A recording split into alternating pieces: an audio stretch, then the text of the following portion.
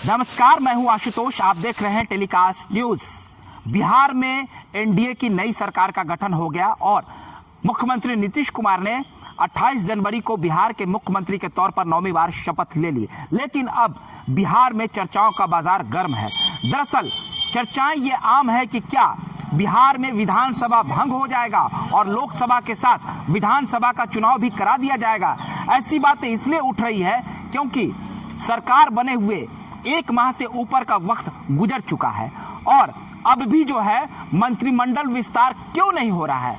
आखिर बिहार में ये चल क्या रहा है, मंत्रिमंडल विस्तार में इतनी देरी क्यों हो रही है। एक सवाल ये भी उठ रहा था कि कुछ जो पुराने लीडर्स हैं, पुराने नेता हैं, उनका एमएलसी का टर्म समाप्त हो रहा है तो उन्हें एमएलसी बनाया जाएगा, उसके बाद विस्तार किया जाएगा। लेकिन आप एक बात समझ लीजिए कि 6 माह के अंदर आपको कभी भी किसी भी सदन का आपको सदस्य होना पड़ता है। अगर आप मंत्री बन जाते हैं और आप किस विधानसभा में आप सदस्य नहीं है तो आपको विधानसभा मतलब विधानमंडल का जो दोनों सत्र होता है उसमें आप किसी सदस्य नहीं है, अगर आप विधायक नहीं है, एमएलसी नहीं है तो 6 महीने के अंदर आप बन सकते हैं। तो ये तो लॉजिक पूरी तरीके से खारिज हो जाती है कि ये एक मामला हो सकता है। बाकी कोई मामला नहीं आ रहा। सत्ता पक्ष की तरफ से कोई भी ये कहने के लिए तैयार नहीं है कि आखिर मंत्रिमंडल का विस्तार क्यों नहीं हो रहा। अब तो बिहार में नेता प्रतिपक्ष और पूर्व डिप्टी सीएम तेजस्वी प्रसाद यादव ने भी इस मसले पर सवाल खड़ा किया है। उन्होंने एक दिन पूर्व प्रेस कॉन्फ्रेंस के दौरान ये सवाल खड़े किया और कहा कि बिहार में आखिर सरकार कर क्या रही है, ये चल क्या रहा है।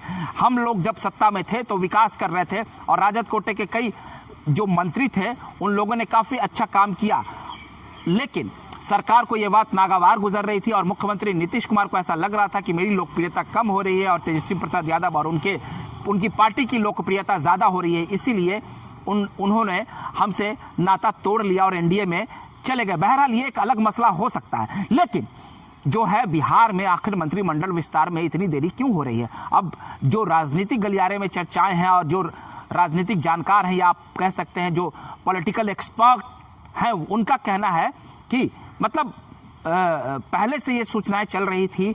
जब नीतीश कुमार ने महागठबंधन से नाता तोड़ा तो ऐसी बातें चल रही थी कि उन्होंने जो कैबिनेट की आखिरी बैठक महागठबंधन के साथ की थी उसमें उन्होंने ये बातें रखी थी कि हम बिहार में विधानसभा भंग करना चाहते हैं, लेकिन इस बात को राजद ने मानने से इनकार कर दिया और बिना उनकी सहमति के कैबिनेट में ऐसा नहीं हो सकता था।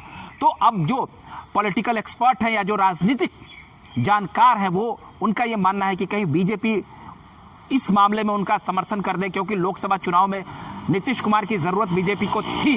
तो नीतीश कुमार तो बीजेपी के साथ आ ही गए हैं, अब लोकसभा चुनाव में उसका लाभ मिल सकता है। हालांकि अब पहले वाली बात तो है नहीं, प्रधानमंत्री नरेंद्र मोदी के नाम पर वोट मिलती है।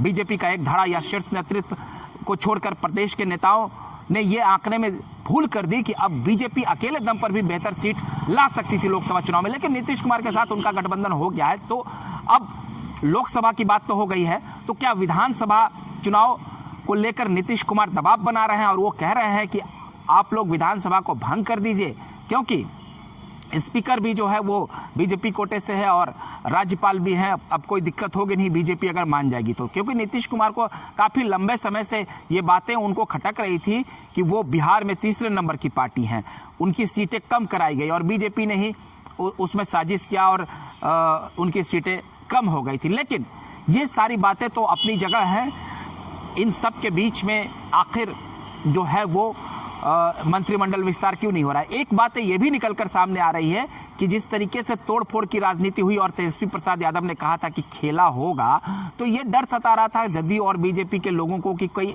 कुछ ऐसे लोग जो मंत्री नहीं बन पाएंगे, जो ये आस लगाए बैठे हों कि हमें भी मंत्री बनाया जाए, तो वो पाला बदल सकते हैं जिससे सरकार की सेहत पर कोई फर्क आ सकता है। लेकिन अब 7 ऐसे विधायक हैं जो विपक्ष के थे वो अब सत्ता पक्ष में आ गए हैं, तो ये चीज़ें भी बैलेंस हो गई है। अब बाकी आगामी लोकसभा चुनाव में भी कुछ लोगों को टिकट की आस है या कुछ लोगों को और भी फायदे दिख रहे हैं जिसको लेकर वो अब एनडीए से नाता नहीं तोड़ना चाहते हैं। लेकिन इन सब के बीच अब नीतीश कुमार विदेश दौरे पर भी जा रहे हैं। लोकसभा चुनाव के लिए अब अधिसूचना जारी होने वाली है और बिहार में अभी तक मंत्रिमंडल विस्तार नहीं हो रहा है। इस पर विपक्ष अब हमलावर है और जनता के बीच में भी एक कौतूहल बना हुआ है कि क्या लोकसभा के साथ विधानसभा का चुनाव भी करा दिया जाएगा। बहरहाल आपको हमारा ये वीडियो अच्छा लगा तो उसे प्यार दे दें। अगली बार हम फिर नए वीडियो के साथ हाजिर रहेंगे, तब तक के लिए आप हमें इजाजत दीजिए। बहुत बहुत धन्यवाद।